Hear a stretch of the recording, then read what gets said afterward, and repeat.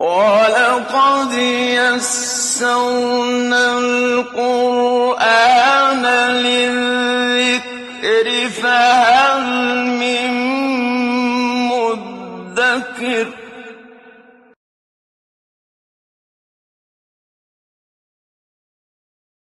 الحمد للہ وکفیٰ والصلاة والسلام علی عبادہ الذین اصطفیٰ خصوصاً علی افضلہم وخاتم النبیین محمد الامین وعلی آلہ وصحبہ اجمعین اما بعد فاعوذ باللہ من الشیطان الرجیم بسم اللہ الرحمن الرحیم وما ينظر هؤلاء إلا صيحة واحدة ما لها من فواق وقالوا ربنا عجل لنا قطنا قبل يوم الحساب صدق الله العظيم رب اشرح لي صدري ويسر لي أمري واحلل عقدة من لساني يفقهوا قولي اللهم ألهمني رشدي وأعذني من شرور نفسي اللهم أرنا الحق حقا وارزقنا اتباعه وأرنا الباطل باطلا وارزقنا اجتنابه اللهم رب زدني علما آمین یا رب العالمین۔ سورہ صاد کا ایک رکوع ہم کل پڑھ سکے تھے، دوسرے رکوع سے اب ہم مطالعے کا آغاز کر رہے ہیں اللہ کے نام سے۔ وما ينظر هؤلاء إلا صيحة واحدة، اور یہ لوگ انتظار نہیں کر رہے مگر ایک چیخ کا، اللہ کی طرف سے وہ عذاب جو ایک گڑگڑاہٹ یا چیخ کی شکل میں آئے گا، ما لها من فواق، اور وہ پھر بیچ میں دم نہیں لے گی، وہ آواز مسلسل جاری رہے گی جب تک کہ سب کے سب ختم نہ ہو جائیں۔ اس طرح کے عذاب جو ہیں پچھلی قوموں پر آ چکے ہیں، تو اب شاید یہ قریش جو ہیں یہ بھی اسی کے منتظر ہیں۔ وقالوا ربنا عجل لنا قطنا، اور وہ کہتے ہیں یعنی ڈھٹائی کے ساتھ کہتے ہیں، ضد میں آ کر کہتے ہیں کہ ہمیں تو ہمارا حصہ جو ہے وہ جلدی سے ادا کر دے، اسی دنیا میں دے دے جو دینا ہے، قبل یوم الحساب، حساب کے دن سے پہلے پہلے۔ جب وہ آخرت کو مانتے ہی نہیں تو گویا زبان حال سے یہ کہہ رہے ہیں کہ جو ملنا ہے بس یہیں پر مل جائے۔ اور یہ زبان حال سے ہم سبھی کہہ رہے ہیں، تقریباً آج دنیا میں یہی صورتحال ہے، آخرت کی فکر نہ ہونے کے برابر ہے، جس کو ہے تو بہت اللہ کا کرم ہے۔ ساری پریشانیاں، ساری پلاننگ، ساری محنت، ساری بھاگ دوڑ دنیا کے لیے ہے کہ ہمیں یہی سب کچھ مل جائے۔ اصبر علی ما یقولون، تو اے نبی صبر کیجئے اس پر کہ جو کچھ یہ کہتے ہیں۔ واذکر عبدنا داؤد ذی الایڈ، اور ذرا یاد کیجئے ہمارے بندے داؤد کو جو بڑی قوت والا تھا، اللہ نے انہیں غلبہ اور اقتدار عطا کیا تھا۔ انہ اواب، وہ بہت ہی رجوع رہنے والا، اللہ کی طرف کثرت سے رجوع کرنے والا۔ انا سخرنا الجبال معہ، ہم نے مسخر کر دیا تھا ان کے ساتھ ہی پہاڑوں کو بھی، یسبحن بالعشی والاشراق، اور وہ داؤد علیہ السلام کے ساتھ ہی تسبیح میں مشغول ہو جاتے تھے، تسبیح کرتے تھے شام کے وقت بھی اور صبح کے وقت بھی۔ والطیر محشورہ، پہاڑ ہی نہیں بلکہ اس کے ساتھ ساتھ پرندے بھی جھنڈ کے جھنڈ، وہ حمد کے ترانے الاپتے تھے، تسبیح و تحمید کرتے تھے، اور پہاڑ اور پرندے ان کے ساتھ شامل ہو جاتے تھے۔ کل لہ اواب، سب کے سب اللہ کے آگے رجوع کرنے والے ہیں۔ وشددنا ملکہ وآتیناہ الحکمہ، اور ہم نے ان کی حکومت کو مستحکم کیا اور ہم نے حکمت اور دانائی سے انہیں نوازا۔ وفصل الخطاب، اور فیصلہ کرنے کی صلاحیت بھی ان کو عطا فرمائی۔ وَهَلْ أَتَاكَ نَبَأُ الْخَصْمِ، اور کیا پہنچی ہے تمہارے پاس خبر ایک جھگڑے کی، ایک تنازع کی۔ اس تصور المحراب، جب وہ لوگ جو جھگڑ رہے تھے آپس میں، جن کا مسئلہ تھا، وہ کود کر داخل ہو گئے پھلانگ کر محراب میں۔ حضرت داؤد علیہ السلام نے مسجد کا معاملہ اس وقت تھا یا نہیں تھا، بہرحال اپنے گھر میں بھی ایک جگہ بنا رکھی تھی، وہ مسجد تو تھی ہی، بیت المقدس، ہیکل سلیمانی، لیکن یہ کہ گھر میں ایک جگہ بنا رکھی تھی کہ اس میں اللہ کی بندگی، نوافل، تسبیح و تحمید، اس میں وقت گزارا کرتے تھے، دنیا سے کٹ کر گویا اللہ کے لیے وقت نکالا تھا انہوں نے۔ اور ایک اہتمام یہ بھی کر رکھا تھا کہ آل داؤد کے گھرانے کا کوئی نہ کوئی فرد ہر وقت اس جگہ پر موجود ہو، تسبیح و تحمید کرتا ہوا اور اللہ کی عبادت کرتا ہوا، 24 گھنٹے میں سے کوئی ایک لمحہ بھی ایسا نہ آئے کہ کوئی وہاں پر موجود نہ ہو۔ یہ انہوں نے اپنے تئیں ایک اہتمام کر رکھا تھا، گھر والوں کو ان کی ڈیوٹیز دی ہوئی تھی کہ اتنا وقت جو ہے وہ ہر ایک نے گزارنا ہے، تاکہ کوئی وقت بھی ایسا نہ ہو کہ آل داؤد میں سے جو ہے کوئی تسبیح و تحمید میں مشغول نہ ہو۔ تو جس وقت وہ اس عبادت خانے میں تھے، اپنی محراب میں تھے، تو کود کر اور پھلانگ کر آ گئے اچانک دو جھگڑنے والے۔ اذ دخلوا علی داؤد، جب وہ پہنچے ہیں، داخل ہوئے وہاں پر جہاں داؤد علیہ السلام تھے، ففزع منہم، تو داؤد علیہ السلام گھبرا گئے ایک دم، انہیں توقع نہیں تھی، یہاں تک کوئی آیا نہیں کرتا تھا غیر متوقع طور پر۔ قالوا لا تخف، کہنے لگے ڈرو نہیں، خصبان بغى بعضنا على بعض، ہم دو ہیں جن کا جھگڑا ہے اور ہم میں سے ایک نے دوسرے پر زیادتی کی ہے۔ ظاہر جھگڑے میں یہی ہوتا ہے کہ ایک دوسرے پر الزام ہوتا ہے۔ فاحکم بیننا بالحق، تو فیصلہ فرما دیجئے ہمارے درمیان حق اور انصاف کے ساتھ، ولا تشتت، اور بے انصافی سے کام نہ لیجئے گا، واہدنا الی سواء الصراط، اور ہماری رہنمائی فرمائیے سیدھے راستے کی، یعنی صحیح فیصلے کی طرف۔ ان ھذا اخی، اب ایک شخص جو مظلوم تھا اس نے اپنا مقدمہ پیش کیا، ان ھذا اخی لہ 99 نعجۃ، یہ میرا بھائی ہے، اس کے پاس 99 دمبیاں ہیں، یہ بھیڑیں ہوتی ہیں نا جیسے فیٹ ٹیل شیپ، دمبی 99 ہیں اس کے پاس، ولی نعجۃ واحدہ، میرے پاس کل ایک ہی دمبی ہے، ایک ہی بھیڑ ہے۔ فقال اکفلنیھا، اور یہ کہہ رہا ہے کہ یہ ایک بھی میرے حوالے کر دو۔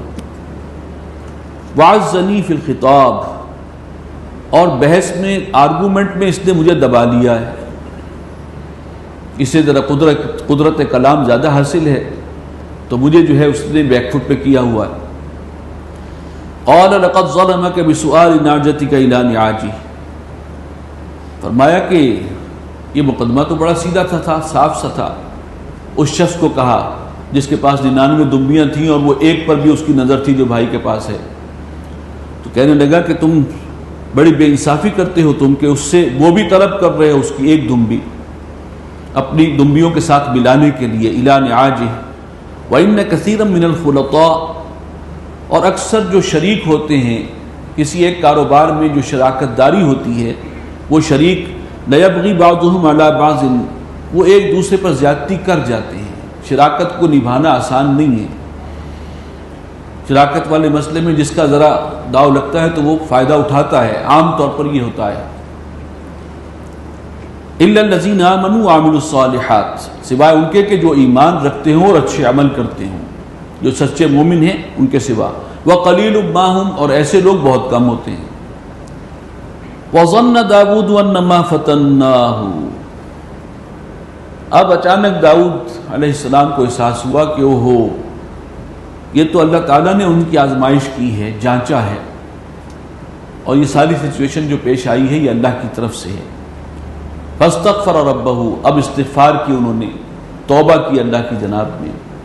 انہیں احساس یہ ہوا، روایات میں آتا ہے کہ حضرت داؤد نے ایک مرتبہ اللہ کی جناب میں یہ بات رکھی کہ اپنے اس انتظام کے حوالے سے انہیں کچھ، یعنی ایک فخر سا تھا کہ میں نے یہ اہتمام کر رکھا ہے کہ آل داؤد کے گھرانے کا کوئی نہ کوئی فرد ضرور عبادت کر رہا ہوتا ہے 24 گھنٹے، کوئی ایک لمحہ بھی ایسا نہیں ہوتا۔ اور اس پر انہوں نے کچھ فخر کا اور اظہار ایسے کیا، اور اس میں یہ نہیں کہا کہ یہ اللہ تعالیٰ کی توفیق سے ہے، اے رب تیری ہی توفیق سے یہ ہو رہا ہے، بلکہ گویا کہ اسے ایک اپنا کارنامہ سمجھتے ہوئے انہوں نے بیان کیا، اس انداز سے بیان کیا۔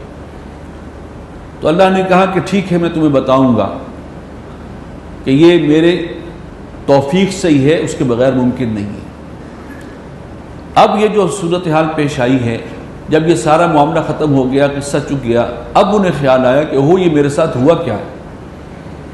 اس لیے کہ اس خاص جگہ پر اس محراب میں کوئی شخص داخل نہیں ہو سکتا تھا، لیکن وہ دو اچانک آ گئے اور یہ بھی ہڑبڑا کر پریشان ہو کر ان کی بات سن کے اور فیصلہ کرنے میں لگ گئے۔ تو یہ وقت جو ہے وہ تسبیح و تحمید میں کہا رہا، یہ تو ان کا ٹائم تھا اس وقت۔ چنانچہ انہیں احساس ہوا کہ یہ اللہ کی طرف سے پکڑ ہوئی ہے اور اللہ نے مجھے دکھا دیا ہے کہ اپنے بل پر ہم کوئی کام نہیں کر سکتے، خیر کا کام بھی کر رہے ہوں تو اللہ کی توفیق شامل ہو تبھی ممکن ہوتا ہے۔ لہذا وَخَرَّ رَاكِعًا وَأَنَابَ، وہ گر پڑے جھک کر، یعنی اللہ کے سامنے، اور متوجہ ہوئے اللہ کی جانب۔ فَغَفَرْنَا لَهُ ذَلِكَ، اللہ تعالیٰ فرما رہے ہیں پھر ہم نے اس کو معاف کر دیا اس پر۔ وَإِنَّ لَهُ عِندَنَا لَزُلْفَىٰ وَحُسْنَ مَآبٍ، اور یقیناً وہ ہمارے نزدیک بہت خاص مرتبے والی شخصیت ہیں، خاص قرب ہے ان کو حاصل اللہ کا، داؤد علیہ السلام کو، اور حسن مآب، اور بہت ہی اچھا انجام ہے، ٹھکانہ ہے ان کا اللہ کے پاس۔ یا داؤد انا جعلناک خلیفۃ فی الارض، اے داؤد ہم نے تمہیں بنایا ہے زمین پر خلیفہ۔ ویسے تو وہ بادشاہ تھے، بادشاہ کو ہم خلیفہ کب کہہ سکتے ہیں؟ بادشاہ وہ ہوتا ہے جو اپنی مرضی کا قانون چلائے، کل اختیار اس کے پاس ہے۔ جب وہی بادشاہ طے کرے گا کہ میں اپنا اختیار اللہ کے اور اللہ کے دین کے تحت رہ کر اختیار کروں گا، ہر معاملے میں اللہ اور اس کے رسول اور اس کے دین کے تقاضے کے مطابق ادا کروں گا، اب یہ خلافت ہے۔ تو چنانچہ بادشاہ ہوتے ہوئے بھی وہ اب خلیفہ ہیں، اپنا قانون نافذ نہیں کر رہے، رب کا نافذ کر رہے ہیں جانشین کے طور پر، اسی کا نام خلافت ہے۔ تو انا جعلناک خلیفۃ فی الارض، ہم نے تمہیں زمین میں خلیفہ بنایا ہے۔ فاحکم بین الناس بالحق، تو فیصلہ کیا کرو لوگوں کے درمیان عدل و انصاف کے ساتھ۔ ولا تتبع الہوی، اور دیکھنا اپنی خواہشات نفس کی پیروی مت کرنا۔ فیضلک عن سبیل اللہ، کہ وہ خواہشات جو ہیں وہ تمہیں بچلا دیں گی اللہ کے راستے سے۔ ان الذین یضلون عن سبیل اللہ، بے شک وہ لوگ کہ جو بھٹک جاتے ہیں اللہ کی راہ سے، لہم عذاب شدید، ان کے لیے سخت عذاب ہوگا، بما نسوا یوم الحساب، اس لیے کہ انہوں نے بھلا دیا تھا آخرت کے دن کو، یوم حساب۔ وما خلقنا السماء والارض وما بینہما باطلا، اور ہم نے آسمان اور زمین کو اور جو کچھ ان کے درمیان ہے بے مقصد پیدا نہیں کیا۔ ذالک ظن الذین کفروا، یہ گمان ہے، خیال ہے ان لوگوں کا کہ جنہوں نے کفر کیا ہے۔ کافر تو یہ سمجھتے ہیں کہ بے مقصد ہے، بابر بیش کوش کے عالم دوبارہ نیست، ایٹ ڈرنک اینڈ بی میری، اور پھر جس کا جو داؤ لگے وہ فائدہ اٹھائے، زیادہ سے زیادہ جو ہے انجوائےفل بناؤ۔ آج کل کی سائیکالوجی کے اندر بھی جو بڑا مقبول نظریہ ہے وہ انتہائی واہیات نظریہ ہے اخلاقیات کے اعتبار سے۔ اخلاقی پیمانہ کیا ہے؟ ہیڈونزم۔ ہیڈونزم یہ ہے کہ ہر شخص کے لیے جس چیز میں اسے فائدہ اور خوشی محسوس ہو وہ اس کے لیے نیکی ہے، وہ اس کے لیے ورچو ہے، وہ اس کے لیے جائز ہے۔ اب اس سے زیادہ واہیات بات کوئی ہو نہیں سکتی۔ جو لوگ ہیں دوسروں کے مال ہڑپ کر کے خوشی محسوس کر رہے ہیں تو اس ہیڈونزم کے تحت وہ ٹھیک کر رہے ہیں۔ جو کرنے والا ہے وہ اپنا پلیئر، اپنا جو ہے لطف لے رہا ہے۔ تو اس طریقے سے تو یہ ساروں کے مفادات تو آپس میں ٹکرائیں گے۔ یہ اصول کیا ہوا؟ اس سے زیادہ بے اصولہ اصول کوئی نہیں ہو سکتا۔ لیکن یہی ہے کہ جس کو جتنا فائدہ ملتا ہے زیادہ سے زیادہ اپنے فائدے کو دیکھو، اپنے انجوائمنٹ کو دیکھو، اپنے پلیئر کو دیکھو۔ دس از ہیڈونزم، یہ آج کی اخلاقیات ہیں۔ تو یہ تصور کہ دنیا جو ہے بے مقصد ہے، یہ ان کا نظریہ ہے جو کافر ہے۔ اور جب آخرت کو نہیں مانیں گے تو دنیا واقعی بے مقصد ہے، اندھیر لنگری ہے، چوپٹ راج ہے، اس لیے کہ کوئی پکڑ ہے نہیں۔ فرائنا، نماردہ، ہٹلر جیسے جو ہیں، اور اب امریکہ جو کچھ کر رہا ہے ظلم، لاکھوں کو کروڑوں کو بھی قتل کر دیں کوئی پکڑنے والا نہیں ہے، اس سے زیادہ اندھیر نگری کیا ہوگی؟ ذالک ظن الذین کفروا، یہ نظریہ ہے ان کا کہ جو کافر ہیں، فویل للذین کفروا من النار، تو ویل ہے، تباہی و بربادی ہے کافروں کے لیے آگ سے۔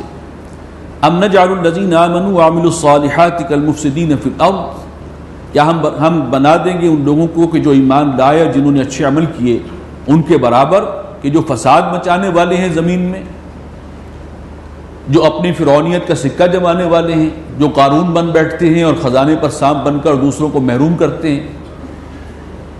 ام نجعل المتقین کالفجار، کیا ہم متقین کو گناہ گاروں کے برابر کر دیں گے؟ یعنی اگر آخرت نہیں ہے تو اس کا مطلب تو یہی ہے، پھر سب برابر ہو گئے۔ کتاب انزلناہ الیک مبارک، یہ کتاب ہے کہ جو نازل کی ہے ہم نے اے نبی آپ کی جانب، بہت بابرکت کتاب ہے۔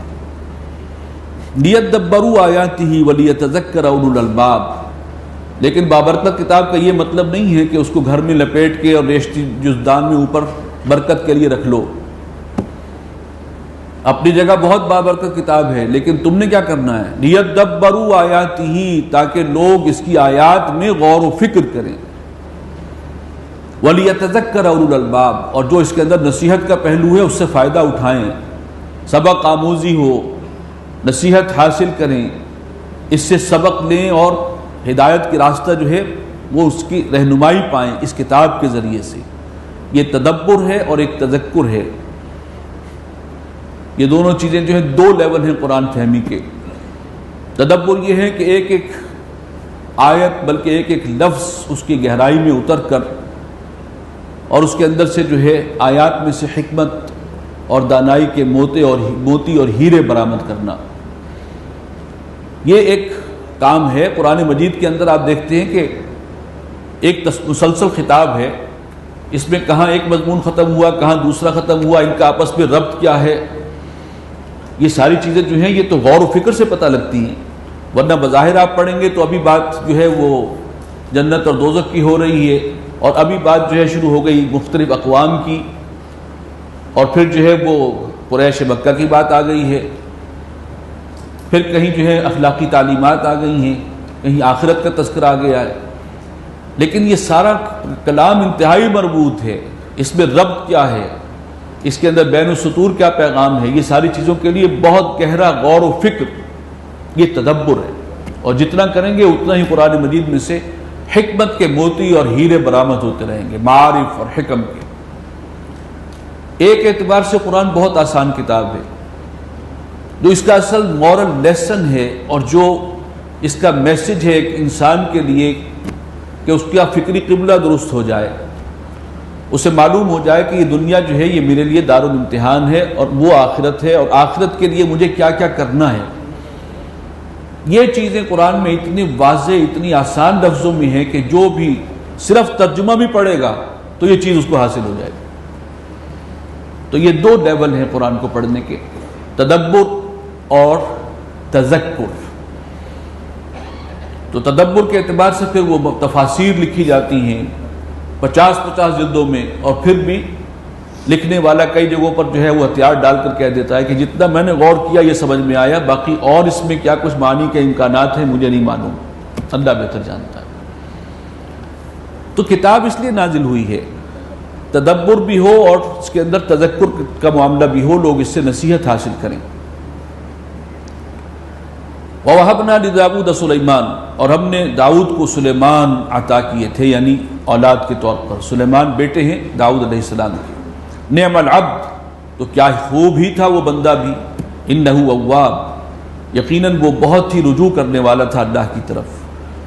اذ عرض علیہ بالعشی الصافنات الجیاد، جب پیش کیے گئے ان کے سامنے ایک شام بہت ہی اعلیٰ نسل کے گھوڑے، فقال انی احببت حب الخیر عن ذکر ربی، اور گھوڑوں کا معاملہ یہ ہے کہ اچھی نسل کے گھوڑے رکھنا بھی ایک بادشاہوں کا ذوق بھی ہوتا ہے، شوق بھی ہوتا ہے، لیکن اس سے آگے بڑھ کر وہ ظاہر بات ہے کہ جہاد و قتال کے معاملات بھی ہیں، اور اس کے لیے گھوڑوں کی تیاری، چنانچہ انہیں خاص ایک شغف تھا کہ گھوڑوں کے ساتھ ایک لگاؤ تھا.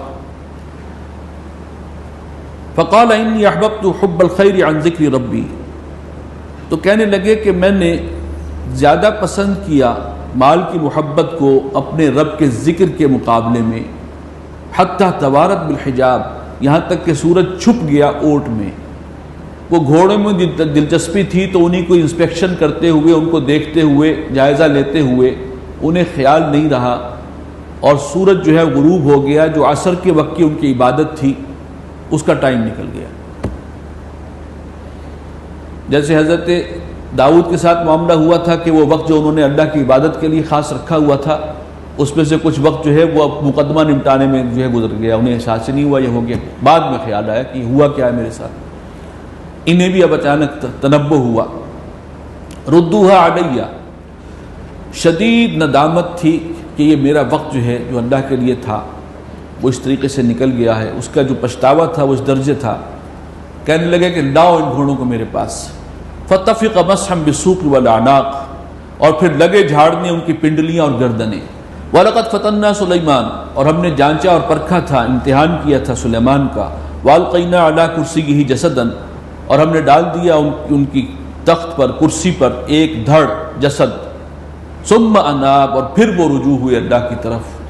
اب یہاں بھی ایک واقعے کا تذکرہ ہے، اور صحیح احادیث میں جو بات آئی ہے وہ یہ ہے کہ ایک رات حضرت عثمان جو حضرت سلیمان انہوں نے طے کیا کہ میں اپنی تمام بیویوں کے پاس جاؤں گا اور ان سے جو اولاد ہوگی ان کو میں سب کو جہاد میں لگاؤں گا.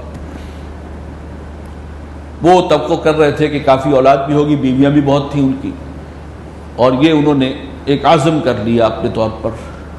لیکن اس پر انشاءاللہ نہیں کہا کہ میں یہ کام کروں گا انشاءاللہ، اور اگر اولاد ہوگی تو اللہ تعالیٰ کے فضل سے تو میں اللہ ہی کے لیے ان کو وقف کر دوں گا اور جہاد میں لگا دوں گا. چنانچہ اس کے بعد جو ہے صرف ایک بیوی جو ہے وہ حاملہ ہوئی، اور اس سے بھی جو بچہ پیدا ہوا وہ ناقص تھا، اور وہ دائی نے لا کر وہی بچہ جو ہے ادھورا ناقص وہ تخت پر لا کر رکھ دیا. اب انہیں اپنی اس کوتاہی کا احساس ہوا کہ میں انشاءاللہ کہنا بھول گیا تھا. چنانچہ ثم انا، فوراً متوجہ ہوئے اللہ کی طرف. قال رب اغفر لی، کہنے لگے کہ اے میرے پروردگار مجھے معاف فرما دے. وہب لی ملکن، اور مجھے وہ حکومت عطا فرما لا ينبغی لأحد من بعدی، جو میرے سوا کسی کے لیے زیبا نہ ہو. ایسی حکومت کہ جس کے مثل کسی اور کو حکومت نہ دی گئی ہو، کچھ ایسے اختیارات ہو اس میں جو مجھے عطا فرما. انک انت الوہاب، بے شک تو سب کچھ عطا فرمانے والا ہے.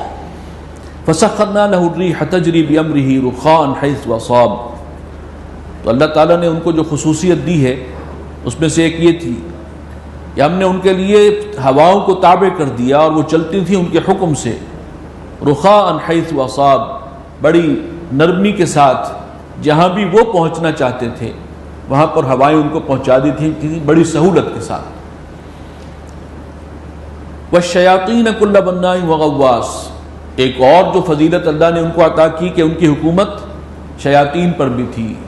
شیاطین جن کو ان کے تابع کر دیا. کل بناء وغواص، ان میں سے ہر وہ کہ جو ماہر تھا عمارات بنانے میں، بڑی بڑی عمارتیں کھڑی کرنے میں، ایسے شیاطین جن بھی تھے. اور غواص بھی تھے کہ جو غوطے لگا کر سمندر سے موتی اور قیمتی جو ہیں وہ پتھر نکالتے تھے. تو یہ جنات جو ہیں ان کے تابع کر دیے اور ان سے انہوں نے یہ سارے کام لیے. وآخرین مقرنین فی الاصفاد، اور کچھ اور بھی جنات تھے کہ جو باہم جکڑے ہوئے تھے بیڑیوں میں، یعنی اتنا کنٹرول تھا حضرت سلیمان علیہ السلام کا. ھذا عطاؤنا، یہ ہے ہماری عطا بخشش. فمن او امسک بغیر حساب، تو اب تم دوسروں پر احسان کرو یا یہ ہے کہ اس کو اپنے پاس رکھو. اب جو کچھ اللہ نے تمہیں عطا کیا ہے اس کو خود ہی اپنے پاس رکھو، تم سے کوئی حساب نہیں ہوگا. یعنی اللہ نے بے حساب دے دیا ہے، اب تم اس پہ جو چاہو کرو، تمہیں اختیار دے دیا گیا. وَإِنَّ لَهُ عِندَنَا لَزُلْفَىٰ وَحُسْنَ مَآبٍ، اور بے شک ہمارے نزدیک اس کا جو مقام اور مرتبہ ہے وہ بہت ہی عمدہ قرب بھی ہے اور ساتھ ہی ساتھ اچھا ٹھکانہ بھی ہے. انہیں اللہ کا قرب بھی حاصل ہوگا اور بہت ہی عمدہ انجام جو ہے وہ اللہ نے ان کے لیے رکھا ہے. وَاذْكُرْ عَبْدَنَا ایوب، اور یاد کرو ہمارے بندے ایوب کو، اذ نادى ربه انی مسنی الشیطان، جب پکارا انہوں نے اپنے رب کو کہ مجھے مبتلا کر دیا ہے شیطان نے بنصب و عذاب، ایک بیماری میں اور سخت تکلیف میں.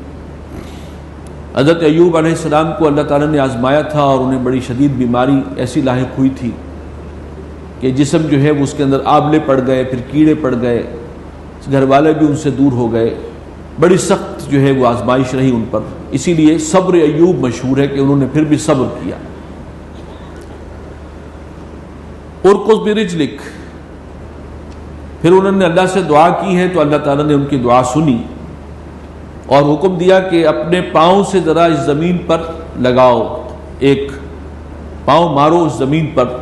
ھذا مغتسل بارد و شراب، اور اس پاؤں زمین پر مارنے سے وہاں سے چشمہ برآمد ہو گیا کہ یہ ہے نہانے کے لیے، بارد و شراب، ٹھنڈا پانی ہے نہانے کے لیے بھی اور پینے کے لیے بھی. وَوَهَبْنَا لَهُ أَهْلَهُ، اسی میں اللہ تعالیٰ نے شفا ڈال دی تھی اس چشمے میں، اور اس سے جب وہ نہائے ہیں تو پھر وہ بیماری جو ہے ساری کی ساری دور ہو گئی، جو سال ہا سال تک ان کے لیے ایک بہت بڑی سخت آزمائش بنی رہی تھی. وَوَهَبْنَا لَهُ أَهْلَهُ وَمِثْلَهُمْ مَعَهُمْ رَحْمَةً مِنَّا، اور ہم نے عطا کر دیے ان کو ان کے گھر والے بھی اور اتنے ہی ان کے برابر مزید بھی، خاص اپنی رحمت سے. ان کی تمام اولاد اس عرصے میں انتقال کر گئی تھی، پھر اللہ نے انہیں اس سے بھی زیادہ اولاد عطا کی، ان کو صحت یاب بھی کیا اور سب کچھ عطا کیا. رحمۃ منا، خاص اپنی مہربانی سے. وذکریٰ لأولی الالباب، اور ایک یہ نصیحت بن گئی ہے ان کے لیے کہ جو سمجھدار لوگ ہیں ایسے واقعات سے وہ نصیحت حاصل کرتے ہیں، سبق حاصل کرتے ہیں. وخذ بیدک ضغثا، اور پکڑو اپنے ہاتھوں میں سینکوں کا مٹھا، ایک مٹھ، یعنی یہ جو تنکے ہوتے ہیں ان کا ایک مٹھ بناؤ. اور کہا گیا تھا کہ 100 تنکے اکٹھے کر کے ایک مٹھی میں ان کو ڈو. فاضرب بہ، اور اس سے ضرب لگاؤ. ولا تحنس، اور اپنی قسم میں جھوٹے مت پڑنا. یہ ہر ان میں سے اب تمام جو آیات ہم پڑھ رہے ہیں پیچھے کوئی نہ کوئی واقعہ ہے جس کی ڈیٹیل بتانی پڑتی ہے. اسی بیماری کے دوران ایک بیوی ان کے ساتھ رہ گئی تھی، باقی سب رشتہ دار چھوڑ گئے تھے. لیکن بیماری میں چڑچڑاہٹ بھی ہو جاتی ہے. کسی وقت بیوی کی چھوٹی سی غلطی پر وہ خفا ہوئے اور قسم کھا بیٹھے کہ جب میں ٹھیک ہو جاؤں گا تو تمہیں 100 جو ہے رسید کروں گا بیت، 100 جو ہے وہ جو ہے تمہارے پر کوڑے ماروں گا یا کہیں کوئی بیت لگاؤں گا. قسم کھا بیٹھے تھے. اللہ تعالیٰ نے ان کی قسم کا جو ایک حل نکالا، اور اس کو حیلہ بھی کہہ سکتے ہیں، لیکن یہ حیلہ اللہ کی طرف سے ہے اور وہ اس کا پورا اختیار رکھتا ہے. ہمیں شریعت کے معاملے میں حیلہ کرنے کی جو ہے وہ لائسنس ہمیں نہیں مل جاتا. اس سے حیلے بھی جو ہے وہ دیکھنے پڑتے ہیں کہ شریعت میں حیلہ کرتے ہوئے مقصد شریعت جو ہے وہ فوت نہ ہو. بہت سے معاملات اہم ہوتے ہیں. ورنہ ایک حیلہ کیا تھا بنی اسرائیل نے بھی مچھلی پکڑنے کے معاملے میں، اس پر بہت سخت سزا ملی تھی. وہ حیلہ کیا تھا کہ 100 جو ہے تنکے اپنے ہاتھ میں اکٹھے کر کے اور ایک مرتبہ ہی اس سے ضرب لگا دو اپنی بیوی کو، تو تمہاری جو ہے وہ قسم پوری ہو جائے گی. تم قسم میں جو ہے حانس نہیں بنو گے. حانس کہتے ہیں کہ قسم کو پورا نہ کرنا. ولا تحنس انا وجدناہ صابرا، ہم نے انہیں پایا کہ وہ بہت ہی صبر کرنے والے انسان تھے. نعم العبد، کیا ہی عمدہ تھا وہ بندہ. انہ اواب، وہ بہت ہی اللہ کی طرف رجوع کرنے والا تھا. وَاذْكُرْ عِبَادَنَا إِبْرَاهِيمَ وَإِسْحَاقَ وَيَعْقُوبَ، اور ذرا یاد کرو ہمارے بندوں ابراہیم اور اسحاق اور یعقوب کو. اُولِي الْأَيْدِي وَالْأَبْصَارِ، جو بڑی قوت والے بھی تھے اور صاحب بصیرت بھی تھے. إِنَّا أَخْلَصْنَاهُمْ بِخَالِصَةٍ ذِكْرَ الدَّارِ، ہم نے ان سب کو ایک خاص مشن یعنی آخرت کی یاد دہانی پر مامور کیا تھا. وہ لوگوں کو آخرت کی طرف متوجہ کرتے تھے، خبردار کرتے تھے. وَإِنَّهُمْ عِنْدَنَا لَمِنَ الْمُصْطَفَيْنَ الْأَخْيَارِ، اور وہ سب ہمارے نزدیک چنے ہوئے لوگ تھے، نیک لوگوں میں سے چنے ہوئے انسان تھے جنہیں اللہ نے ایک مشن کے لیے چن لیا تھا. وَاذْكُرْ اسماعیل والیسع وذا الکفل، اور یاد کرو اسماعیل کو اور الیسع کو اور ذوالکفل کو۔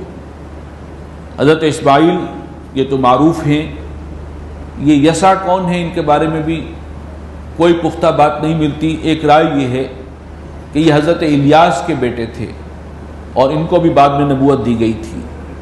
ذوالکفل کے بارے میں تو کوئی وضاحت نہیں ہے، وہ میں آپ کو بتا چکا ہوں کہ ایک رائے اس دور میں کسی نے دی ہے کہ یہ شاید کپل وستو جو ہے اس سے جو ہے ذوالکفل بدھ کے لیے آیا ہے، شاید بدھ جو تھا، ظاہر بات ہے کہ ایک بہت بڑے مذہب کا وہ بھی پیشوا ہے بدھ مت، لیکن ایک امکان ہے، حتمی طور پر نہیں کہا جا سکتا کہ وہ بھی، چونکہ ہزاروں سال پہلے کی وہ شخصیت ہے، کہ وہ بھی کبھی نبی ہوں اور نبی کی ان کو بھی کوئی صحیفہ ملا ہو لیکن بعد میں ان کی تعلیمات کو بس کر دیا گیا ہو، جیسے حضرت عیسیٰ کی تعلیمات کے ساتھ ہوا۔ تو ایک رائے، باقی یہ کہ اور کوئی شخصیت جو ہے وہ جو ہے اس کو پن پوائنٹ نہیں کیا جا سکتا۔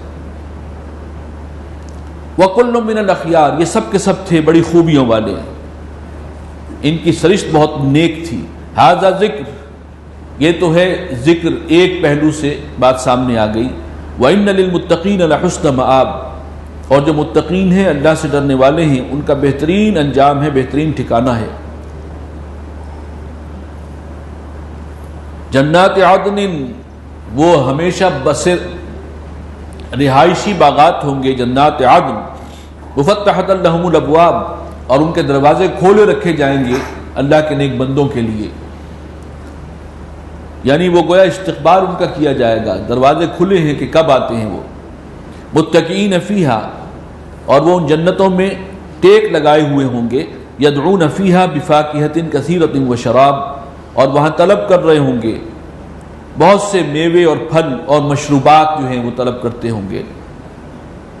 وعندہم قاصرات الطرف اطراب، یہ شراب کا لفظ جو ہے عربی میں مشروب کے لیے آتا ہے، پینے والی چیز۔ خمر آتا ہے شراب کے لیے، خمر، اور وہاں پر اہل جنت کے لیے وہ بھی ہوگی، اور وہ ہم پڑھ چکے ہیں سورہ صافات میں، وہ اس طرح کی نہیں ہوگی، اس کی نوعیت بڑی مختلف ہوگی، تفصیل آ چکی ہے۔ تو وہ طلب کر رہے ہوں گے پھل اور میوے اور مشروبات۔ وعندہم قاصرات الطرف اطراب، اور ان کے پاس وہ ان کے لیے جو بیویاں اللہ فراہم کرے گا وہ ہوں گی نیچی نگاہ رکھنے والیاں۔ ھذا ما توعدون لیوم الحساب، یہ ہے جس کا تم سے وعدہ کیا گیا تھا حساب کے دن کے لیے۔ ان ھذا لرزقنا، یہ ہمارا عطا کردہ رزق ہے، ما لہ من نفاد، اور جو کبھی ختم نہیں ہوگا۔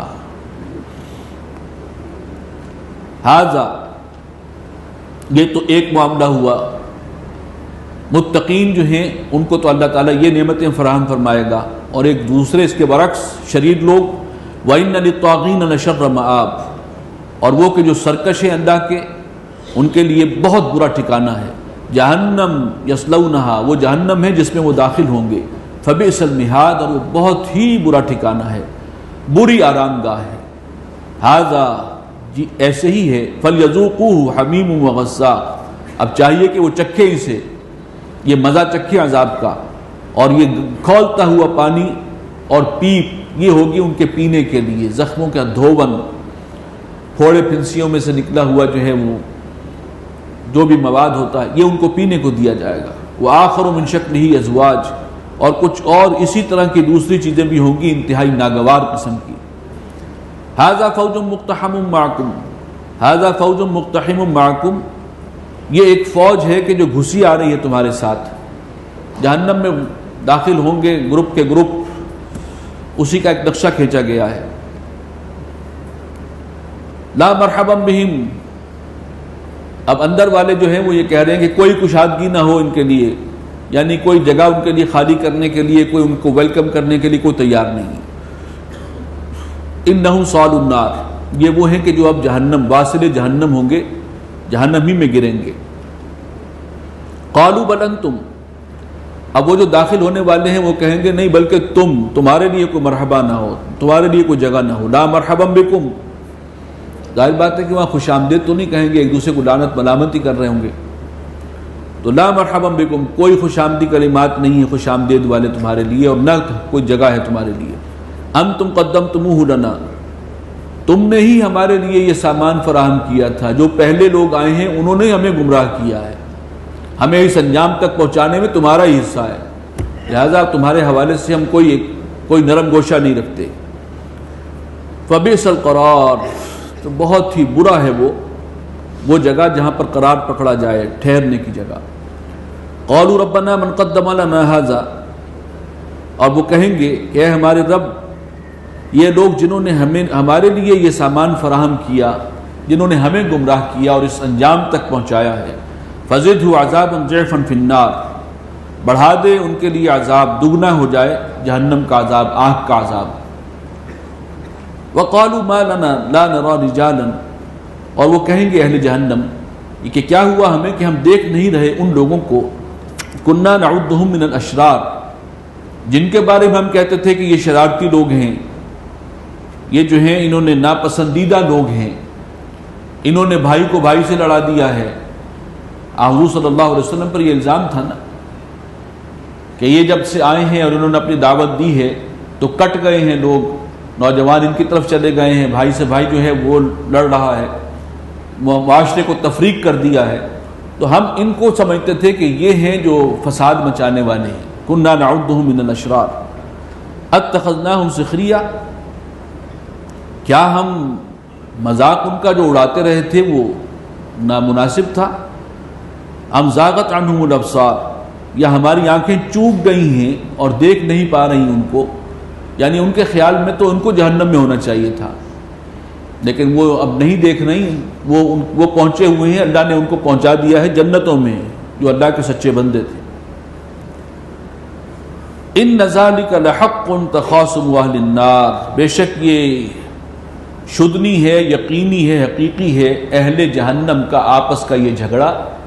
قرآن نے جیسے یہاں پر بیان کیا ہے ایسے ہی ہونا ہے، اسی انداز سے ہوگا۔ قل انما انا منذر، فرما دیجئے کہ میں تو ہوں خبردار کر دینے والا، میں صرف تمہیں خبردار کرنے آیا ہوں۔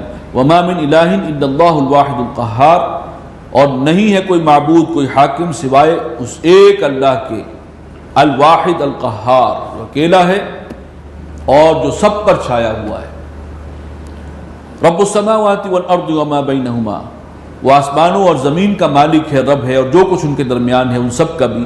العزیز الغفار، اس کا اقتدار سب پر حاوی ہے، ساتھ ساتھ وہ بخشنے والا بھی ہے، گناہوں کو بخشنے والا بھی ہے۔ قل هو نبأ عظیم، اے نبی فرما دیجئے کہ یہ ایک بہت بڑی خبر ہے، انتم عنہ معرضون، تم اس سے اعراض کر رہے ہو، دھیان نہیں دینے کو تیار۔ یہ بڑی خبر کون سی ہے؟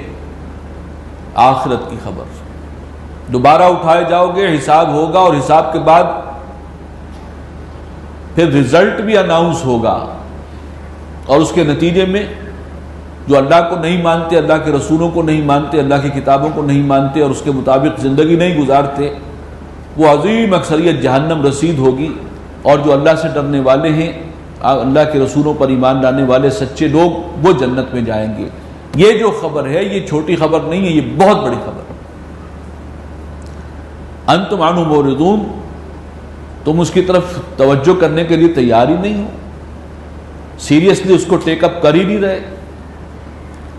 ما کان لی من علم بالملأ الاعلی، مجھے کچھ خبر نہیں تھی اس وقت کہ جب ملأ اعلیٰ کے اندر اذ یختصمون، جب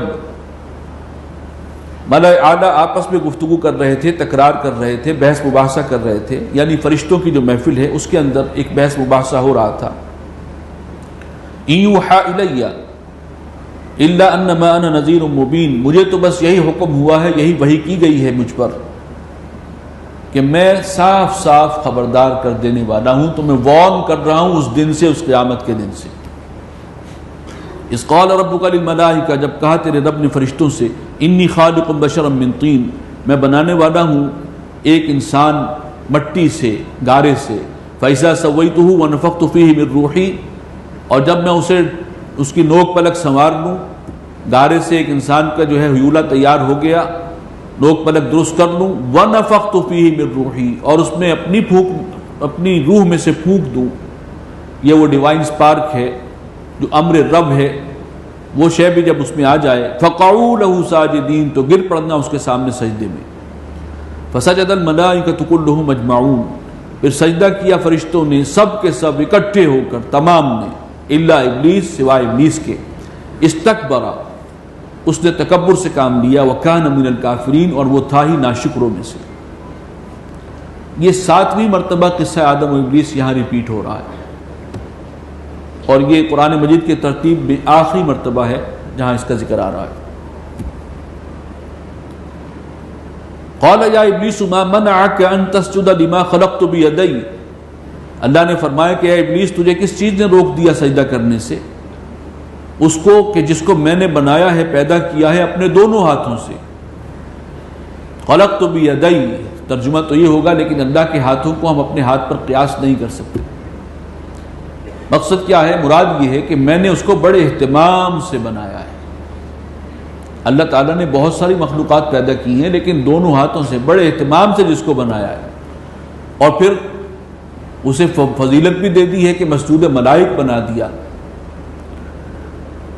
استکبرتا کیا تو نے تکبر کا مظاہرہ کیا ہے ام کنت من العالین یا تو واقعی کوئی برتر ہستی ہے. قال انا خیر من وہ کہنے لگا کہ میں اس سے بہتر ہوں آدم سے. خلقتنی من نار وخلقتہ من طین مجھے تو نے پیدا کیا ہے نار سے یعنی آگ سے اور اسے آدم کو بنایا ہے مٹی سے گارے سے. قال فاخرج منها فإنك رجیم وہ جو انسان کے اندر جو خاص چیز پھونکی گئی تھی جو روح ہے امر رب سے اس کا تعلق ہے وہ اسے نظر نہیں آ رہی تھی جس کی وجہ سے آدم جو ہے اس کو فضیلت حاصل ہوئی ہے. ورنہ اپنے مادہ تخلیق کے اعتبار سے تو آدم واقعی سب سے انفیریئر ہے.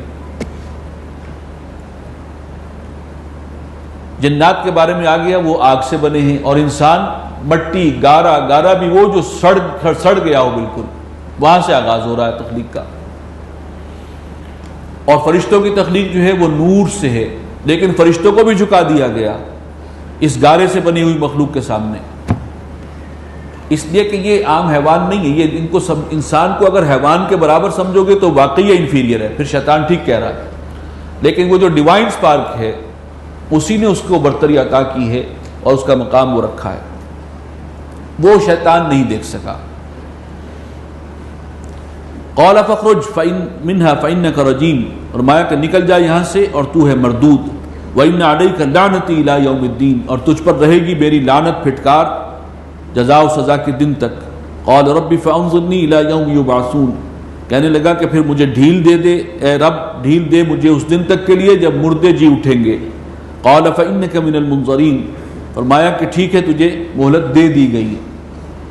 انسان کی جو آزمائش ہونی تھی اس میں اس کا بھی ایک حصہ ہے رول ہے اس آزمائش کو سختر بنانا بہرحال یہ اللہ تعالیٰ کی حکمت کا ہی ایک حصہ ہے. الی یوم الوقت المعلوم تجھے مہلت دی گئی ہے اس دن تک کے لیے ایک وقت معلوم تک جو سب کو معلوم ہے جو جانتے ہیں. قال فبعزتک لأغوینہم اجمعین کہنے لگا تیری عزت کی قسم ہے میں ان سب کو گمراہ کر کے چھوڑوں گا آدم اور اس کی ذریت کو. الا عبادک منہم المخلصین سوائے تیرے ان بندوں کے کہ جو چن لیے گئے ہوں مخلص ہوں خاص کر لیا گیا جن پر تیرا خاص ہی فضل ہوگا. قال فالحق والحق اقول فرمایا کہ ٹھیک ہے اور میں بھی ٹھیک ہی کہتا ہوں کہ لأملأن جہنم منک وممن تبعک منہم اجمعین کہ میں لازماً جہنم کو بھر کے رہوں گا تجھ سے بھی اور جو بھی تیرا اتباع کریں گے تیرے رستے پر چلیں گے ان سب سے وہ سب جہنم رسید ہوں گے اور میں جہنم کو بھر دوں گا تیرے ساتھیوں سے اور تجھ سے. قل ما اسألکم علیہ من اجر اے نبی آپ فرما دیجئے کہ میں تم سے مطالبہ نہیں کر رہا یہ جو دعوت دے رہا ہوں جو تمہیں خبردار کر رہا ہوں اس پر کسی اجرت کا تقاضا نہیں کر رہا. وما انا من المتکلفین اور نہ میں بناوٹ کرنے والوں میں سے ہوں تکلف کرنا بناوٹ کرنے والوں میں سے ہوں. ان ہوا الا ذکر للعالمین یہ تو بس ایک یاد دہانی ہے نصیحت ہے تنبیہ ہے سارے جہانوں کے لیے. وَلَتَعْلَمُنَّ نَبَأَهُ بَعْدَ حِينٍ اور تم جلد ہی اس کی دی ہوئی خبر کو جان لو گے کہ جو کچھ اللہ نے فرمایا تھا وہ حق تھا.